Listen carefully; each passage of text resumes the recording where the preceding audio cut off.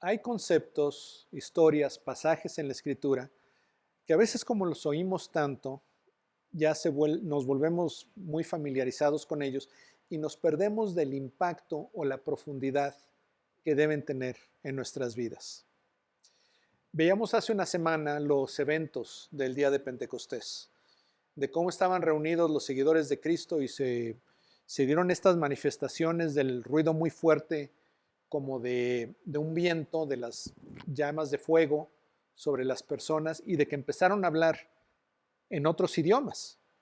Y que ahí en Jerusalén había muchas personas de diferentes partes del imperio que cuando oyeron este gran ruido fueron a ver qué era lo que estaba pasando. Y cuando llegaron y vieron lo que estaba sucediendo, cuando vieron que estas personas estaban hablando en sus idiomas de los lugares donde venían, se asombraron mucho. Y veíamos al final de la historia, la semana pasada, de que algunos decían, ¿qué es lo que está pasando? Pero otros decían, no, lo que pasa es que están borrachos. Y Pedro va a tomar esa oportunidad para dar un mensaje. Y ese mensaje él lo va a enfocar en el hecho de que Jesús resucitó. Ahora, esto es interesante porque esta es la primera proclamación del Evangelio después de la venida del Espíritu Santo y vamos a ver que va a tener un gran fruto. Y por eso hay que prestar atención al hecho de que la resurrección es el elemento central de lo que está predicando Pedro.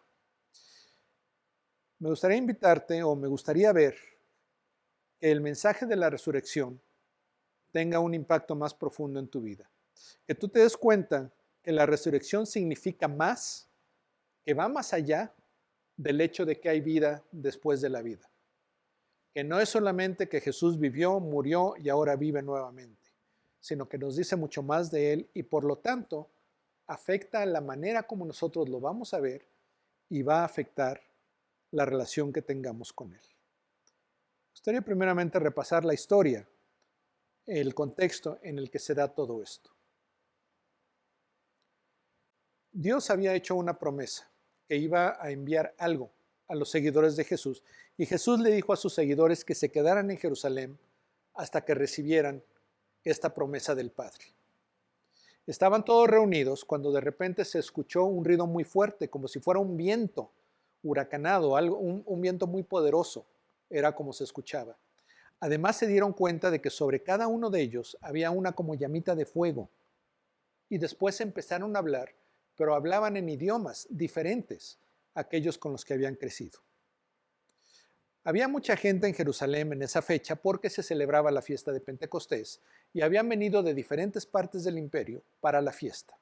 Cuando oyeron este ruido fueron a ver qué era lo que estaba pasando y se asombraron muchísimo cuando llegaron y vieron a este grupo de personas hablando en todos estos idiomas, porque los identificaron como gente que no tenía mucha cultura, mucha educación.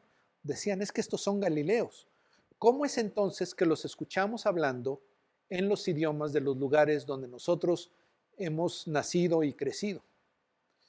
Pero otros decían, no, lo que pasa es que están borrachos. Y entonces Pedro aprovecha ese momento y les dice, estos hombres no están borrachos como ustedes piensan, sino que se ha cumplido lo que Dios había anunciado a través de su profeta desde antes, que Él iba a derramar su espíritu sobre nosotros y que se iban a dar muchas cosas maravillosas en anticipación del día del Señor, el gran día del juicio de Dios. Pero además, esto nos debe hacer ver que Jesucristo, quien ustedes escucharon, que ustedes entregaron a los romanos para que lo crucificaran, Él resucitó. Y no solamente resucitó, sino que ahora está sentado a la derecha del Padre. Y Él es el que juzgará a todos. Y cuando las personas escucharon este mensaje de parte de Pedro, se dolieron mucho y dijeron, ¿y entonces qué es lo que debemos hacer? Y Pedro le respondió y le dijo, arrepiéntanse y pongan su fe en Cristo para el perdón de sus pecados. Bautícense en su nombre. Y ese día más de 3,000 personas se identificaron con Cristo, se hicieron sus seguidores. Hay varias cosas que nosotros debemos observar en esta historia, pero me quiero enfocar a lo que es el relato que nos hace Lucas en el libro de Hechos de lo que Pedro dijo. Y lo primero que nos debe llamar la atención es el cambio que vemos en Pedro. Recordemos que hace un par de meses, cuando Jesús fue arrestado y estaba siendo enjuiciado, en 3 ocasiones 3 personas diferentes se acercan a Pedro y le dicen, tú también eres de los seguidores de Jesús. Y 3 veces Pedro lo negó y dijo, no, yo no tengo nada que ver con él. Y ahora lo vemos, tan solo un par de meses después, poniéndose de pie en medio de una muchedumbre. Él dice, de los mismos que entregaron a Jesús a ser crucificado, y él ahora está hablando de la obra de Cristo. Ese es el cambio que el Espíritu Santo tiene en los seguidores de Jesús, en los discípulos de Jesús, de darnos el poder para dar testimonio de quién es Él. Lucas lo pone de esta manera, dice, entonces Pedro, poniéndose en pie con los 11 apóstoles, alzó la voz y les declaró. Y aquí vemos que ya se está haciendo una distinción de los 12 apóstoles, Pedro y los 11. Y se les ve ya como la autoridad, el liderazgo de lo que es esta incipiente iglesia que empieza a darse en Jerusalén. Y esto es lo que Pedro les dice. Hombres de Judea y todos los que viven en Jerusalén, sea esto de su conocimiento y presten atención a mis palabras. Y él está hablando a toda la multitud que estaba ahí. Aunque dice hombres de Judea, se está dirigiendo a todos los que estaban ahí, incluidas mujeres, incluidos niños, judíos y no judíos. Y le dice, presten atención a mis palabras, lo que yo les voy a decir es importante. Y les dice, estos no están borrachos como ustedes oponen, pues apenas es la hora tercera, sino que esto es lo que fue dicho por medio del profeta Joel. Y Pedro comienza está apelando a su sentido común. Le dice, a ver, es la hora tercera, que viene siendo como las 9 de la mañana. Dice, ¿cómo va a haber gente borracha a las 9 de la mañana? Y bueno, donde yo vivo sí he visto borrachos a las 9 de la mañana, pero es poco común. Esto es lo que Pedro le está diciendo, no es la explicación de lo que está pasando. Dice, más bien dense cuenta que esto de lo cual ustedes son testigos ahora es lo que había anunciado el profeta Joel desde los tiempos del Antiguo Testamento. Y después cita Pedro lo que dice el profeta Joel. El libro del profeta Joel dice, y sucederá en los últimos días, dice Dios, que derramaré de mi espíritu sobre toda carne. Y sus hijos y sus hijas profetizarán, sus jóvenes verán visiones y sus ancianos soñarán sueños. Y aún sobre mis siervos y sobre mis siervas derramaré de mi espíritu en esos días y profetizarán. Esta es la primera parte de lo que Pedro presenta, que dice Joel. Y ahí hace mención de lo que está pasando, es lo que Dios anunció que se iba a dar en los últimos días. Los últimos días son una referencia a que una época, un periodo de tiempo va a terminar y va a venir algo diferente. Puede ser el final de las cosas, la consumación de las cosas, o puede ser una nueva etapa. Pero está hablando de un cambio muy significativo. Algo va a terminar. Y Dios dijo que cuando eso sucediera, Él iba a derramar de su espíritu sobre toda carne, sobre todas las personas, sin hacer distinción. Y entonces nos va a dar 3 pares de categorías de personas para enfatizar esto de que esto es algo que está disponible a todos. Dice, sus hijos y sus hijas profetizarán, tanto hombres como mujeres. Y recordemos que en aquella cultura las mujeres eran vistas como menos que los hombres, pero acá se presentan igual. Tanto hijos como hijas van a profetizar. Y el profetizar no es necesariamente el predecir algo acerca del futuro.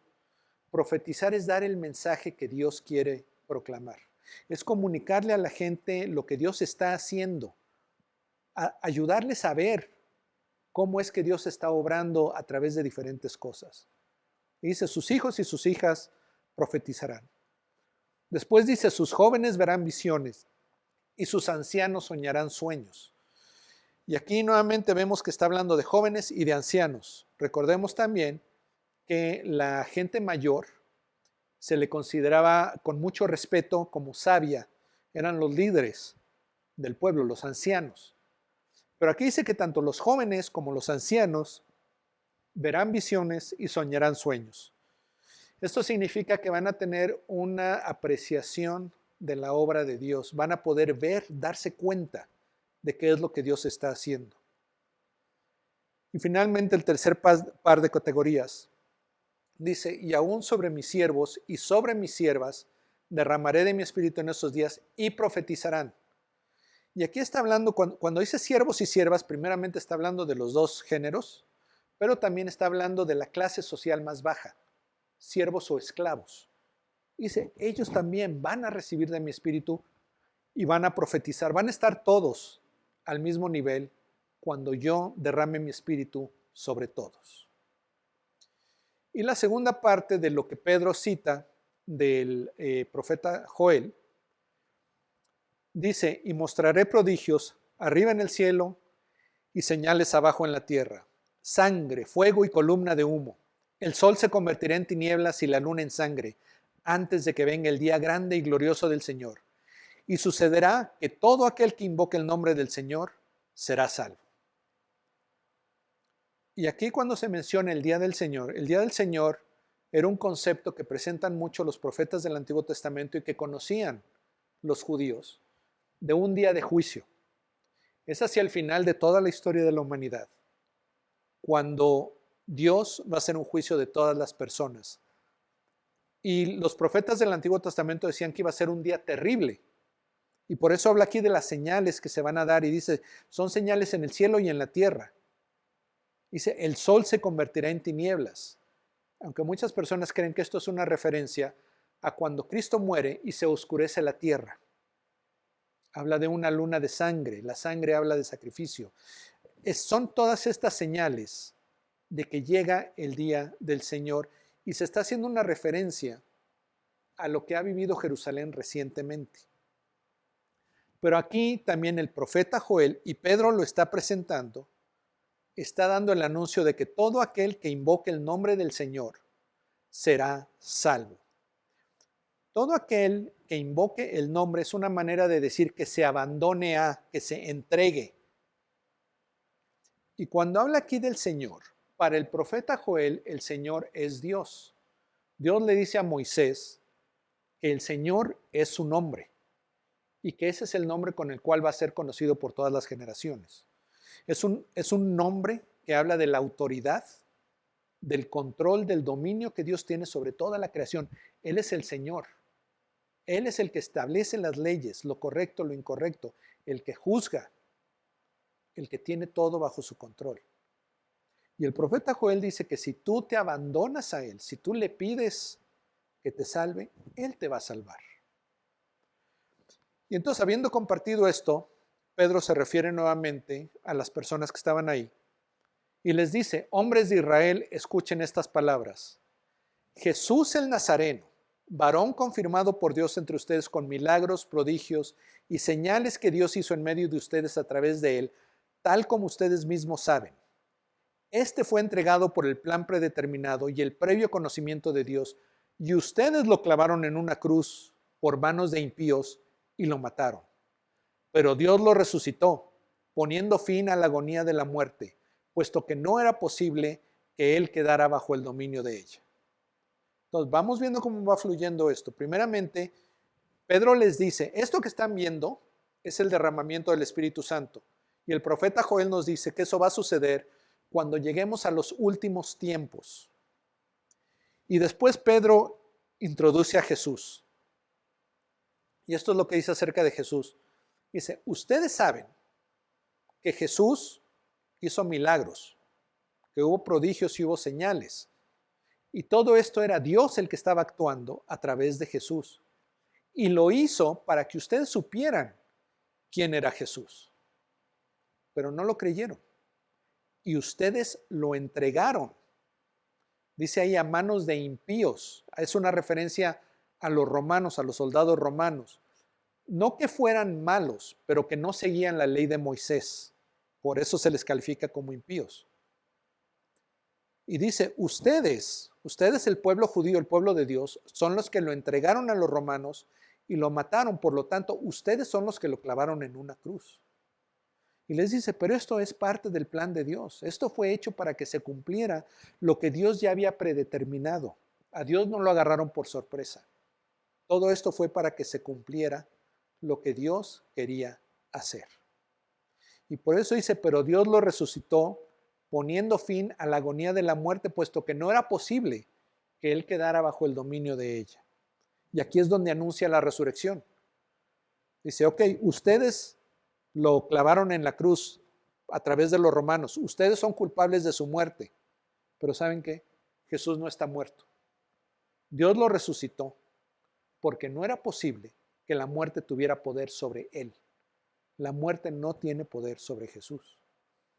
Y ahora Pablo va a citar un salmo del Antiguo Testamento del rey David. Dice Pedro, porque David dice de él, y esto es lo que dice David en el salmo: veía siempre al Señor en mi presencia, pues está a mi diestra para que yo no sea sacudido. Por lo cual mi corazón se alegró y mi lengua se regocijó. Y aún hasta mi carne descansará en esperanza, pues tú no abandonarás mi alma en el Hades, ni permitirás que tu santo vea corrupción. Me has hecho conocer los caminos de la vida, me llenarás de gozo con tu presencia. Y en este pasaje que está citando Pedro, vemos que es un pasaje de gozo. Dice David que no va a ser sacudido, que su corazón se alegra, que su lengua se regocija, que su carne descansa en esperanza, que Dios le ha hecho conocer los caminos de la vida y que se va a llenar de gozo con la presencia de Dios. Y en medio de todo eso, él da la razón de por qué es esto. Dice, pues tú no abandonarás mi alma en el Hades, ni permitirás que tu santo vea corrupción. El Hades, o también el Seol, que era el concepto de los judíos, era como un cuarto de espera, que cuando uno moría pasaba a este lugar y ahí esperaba a lo que viniera después. Pero David dice, tú no abandonarás mi alma en el Hades. Y después dice, ni permitirás que tu santo vea corrupción. Cuando habla acerca del Hades, parece que está hablando de sí mismo, pero cuando habla del santo ya no es el mismo. O sea, no permitirás que tu santo vea corrupción, que su carne se corrompa en el sepulcro. David sabía que él no era santo. En el Salmo 51 él incluso dice que desde que fue concebido en el vientre de su madre, él ya era pecador. Entonces aquí está hablando de alguien más. Y es lo que presenta Pedro a continuación. Dice, hermanos, del patriarca David les puedo decir con franqueza que murió y fue sepultado. Y su sepulcro está entre nosotros hasta el día de hoy. Sabemos que probablemente en la ciudad de Jerusalén, en los tiempos de Pedro en este primer siglo, estaba la tumba de David y era una tumba, era un monumento hacia el sur de Jerusalén. Y entonces Pedro podía decir, ahí está la tumba de David y si vas y le mueves, ahí vas a ver sus huesos, ahí sigue. Pero siendo profeta, aquí Pedro dice que David era profeta, y sabiendo que Dios le había jurado sentar a uno de sus descendientes en su trono, miró hacia el futuro y habló de la resurrección de Cristo, que ni fue abandonado en el Hades, ni su carne sufrió corrupción. Pedro dice, David cuando escribe los salmos, está haciendo la labor de un profeta. ¿Por qué? Porque el Espíritu Santo está inspirando a David a escribir lo que está escribiendo, como lo hace con todos los escritores de la Biblia, de las Escrituras. Todos estos son personas inspirados por el Espíritu Santo para escribir lo que Dios quiere que nosotros sepamos. Y en ese proceso, el Espíritu Santo usa la personalidad del escritor, sus experiencias, su educación, su manera de hablar, su cultura. Y por eso nosotros vemos que los diferentes escritores escriben de una manera un poco diferente. Pero por la doctrina de la inspiración del Espíritu Santo sabemos que las palabras en los escritos originales son exactamente lo que Dios quiso que nosotros tuviéramos. Y entonces por eso Pedro dice que David, sabiendo algo, es que señala hacia Cristo. ¿Qué era lo que sabía David? Dios había hecho un pacto con David cuando David ofrece construir el templo a Dios y le dice, yo te voy a construir una casa. Dios le responde y le dice, tú no me vas a construir una casa a mí, tú no vas a construir el templo, lo va a construir tu hijo Salomón. Dice, pero yo te voy a construir una casa a ti, David. Y no es que Dios le iba a hacer ahí no sé, una mansión o un chalet suizo o algo así, sino que Dios le está diciendo que le va a dar una descendencia, un linaje real. Y por eso Pedro nos explica que él sabía que Dios le había jurado a David que uno de sus descendientes se iba a sentar en su trono. Y efectivamente, mientras duró la nación de Israel, aun cuando se divide y está el reino del sur Judá, siempre en el trono de Israel de Judá estuvo un descendiente de David. Hay un momento en la historia en que hay una reina mala que quiere acabar con toda la descendencia de David y casi lo logra, pero se le escapa uno, un niño pequeño. Y ese niño pequeño eventualmente llega a ser rey y continúa la línea real de David, hasta que la nación desaparece. Ellos rechazan a Dios, rechazan el cuidado que Dios tenía de ellos, y Dios permite que otras naciones los conquiste. Israel ya no existe como nación, los judíos son llevados al exilio en muchos otros lugares. Y no es hasta el siglo pasado que nuevamente existe una nación de Israel, pero es muy diferente a la nación de Israel del Antiguo Testamento. Y entonces, aquí Pedro está haciendo referencia a que Dios le hizo una promesa a David de que siempre habría un descendiente suyo en el trono de Israel. ¿Y a qué se refiere eso? Dice que está hablando acerca de Jesús. Jesús está ahora en un trono, lo vamos a ver ahorita un poco más adelante, y él reina sobre el pueblo de Dios, sobre el Israel, que son el pueblo de Dios, sobre nosotros, sus hijos, que somos su pueblo. Se cumple la promesa que Dios le hizo a David. Y dice Pedro que David, inspirado por el Espíritu Santo, en base a su conocimiento de esta promesa, miró hacia el futuro y habló de la resurrección de Cristo. David no sabía que iba a existir Jesús. Sabía que había una promesa de un Mesías, pero no tenía los detalles. Sin embargo, por la inspiración del Espíritu Santo, él escribe estas dos frases que Pedro nos explica, tienen que ver con la resurrección de Cristo, que no va a ser abandonado en el Hades, ni su carne sufrirá corrupción. Y después Pedro dice, a este Jesús resucitó Dios, de lo cual todos nosotros somos testigos. Todos nosotros son ese grupo de seguidores de Jesús que estaban ahí en Pentecostés y que fueron testigos de su resurrección, que lo vieron resucitado. Y termina Pedro diciendo, así que, exaltado a la diestra de Dios y habiendo recibido del Padre la promesa del Espíritu Santo, ha derramado esto que ustedes ven y oyen. Miren lo que está diciendo Pedro acá. Dice que Jesús está sentado a la diestra de Dios. Y eso no quiere decir que Jesús dijo, híjole, pues sí, eso sí, estuvo bueno el asunto, pero qué bueno que ya acabó y ahorita ya voy a descansar. ¿Me puedo sentar aquí a tu derecha, Dios? No. La diestra de Dios es una posición de autoridad. Y había hecho referencia al trono en el que está sentado Jesús. Jesús está ahora en una posición de autoridad por su resurrección, desde la cual Él es el rey sobre nosotros. Y no solamente el rey, sino dice que habiendo recibido del Padre la promesa del Espíritu Santo, es Jesús el que ha derramado esto que ustedes ven y oyen. A Jesús se le llama el mediador entre Dios y los hombres. Las bendiciones que nosotros recibimos de Dios vienen a través de Jesús. Él está activo en nuestras vidas. No está nada más allá en el cielo relajándose, esperando lo que sigue, sino que Él continúa obrando en nuestras vidas. Y la manera como Pedro demuestra esto o argumenta esto es citando otro salmo de David. Dice, porque David no ascendió a los cielos, pero él mismo dice, dijo el Señor a mi Señor, siéntate a mi diestra hasta que ponga tus enemigos por estrado de tus pies. Y esta cita que está haciendo Pedro hace referencia a una victoria. Hasta que ponga tus enemigos por estrado de tus pies. Va a llegar el día en que los enemigos de Jesús van a estar a sus pies.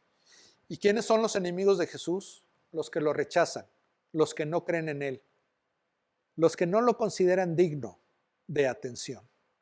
Dice, bueno, esos van a estar a sus pies. Pero empieza el pasaje David diciendo, dijo el Señor a mi Señor. Dice, bueno, entonces aquí estamos hablando de dos señores y ya habíamos mencionado que en el Antiguo Testamento el nombre o el título de Señor se aplica a Dios. Y entonces aquí el Señor Dios le dice al Señor de David, ¿quién es este Señor de David? Bueno, eso es lo que nos presenta Pedro. Dice, sepa pues con certeza toda la casa de Israel que a este Jesús, a quien ustedes crucificaron, Dios lo ha hecho Señor y Cristo. El mismo título de Dios, el mismo nombre de Dios es aplicado a Jesús, lo cual nos dice que Jesús es Dios y que como Dios Él tiene toda autoridad. Como Señor, Él es el que controla los destinos de todos nosotros. Pero además no solo es Señor, sino que también es Cristo. Y Cristo es la palabra para Mesías. ¿Por qué? Porque todo esto, lo que Pedro les está comunicando a estas personas, y lo vamos a ver la próxima semana, la reacción de las personas cuando escuchan este mensaje es, híjole, ¿y ahora qué hacemos? Ellos se dan cuenta de que cometieron un terrible, terrible acto, de que la persona que Dios envió, su Hijo, Jesús, que Dios mismo demostró quién era a través de los milagros, a través de los prodigios, ellos lo entregaron a los romanos para ser crucificados y como les dice Pedro, ustedes lo mataron. Pero Dios lo resucitó. Y en su resurrección vemos que Jesús es Señor y Mesías. Mesías porque ha cumplido la obra de redención. Ya ha hecho todo lo que se necesitaba para que nosotros no tengamos que pagar por nuestros pecados. Él ya pagó por ellos. Y eso se aplica a nuestra vida a través de la fe. Y es una fe que reconoce a Jesús no solamente como un cuate buena onda que vino y nos da nuestro boleto para poder entrar al cielo, ya lo pagó, sino que es Señor. Y entonces nosotros nos entregamos a Él, nos abandonamos a Él, llamamos a su nombre, lo reconocemos como Señor y queremos vivir la vida que Él tiene para nosotros. El hecho de que Jesús ha resucitado demuestra que Él cumplió lo que vino a hacer, que fue a redimirnos, a pagar la pena por nuestros pecados. Pero aún más también demuestra que Él es el Señor y que debemos nosotros entregarnos a Él con todo gozo, porque Él es el buen pastor. Él es un buen Señor que tiene una vida de bendición para nosotros. Y el someternos a Él es lo mejor que podemos hacer. Esta semana quiero invitarte a que consideres qué es lo que significa la resurrección para tu vida. Vamos a pedirle al Espíritu Santo que Él nos guíe en esta reflexión. Padre Dios, Señor Jesús, Espíritu Santo, que nos llevas a toda verdad, que glorificas a Jesús en nuestras vidas. Te pedimos que esto que escuchamos y estamos viendo como Dios nos habla de esto desde el profeta Joel, desde el rey David, pasando por Pedro y con la Biblia que tenemos hoy en nuestras manos, es un mensaje para nosotros. No es solamente una historia de algo que pasó en ese día de Pentecostés, sino es un mensaje que es relevante para nosotros hoy.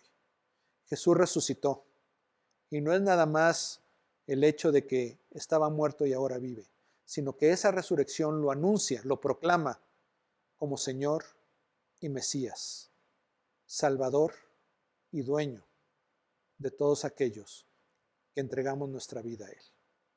Ayúdanos, Señor, a entender y hacer realidad en nuestras vidas que Jesús es el Señor. Amén.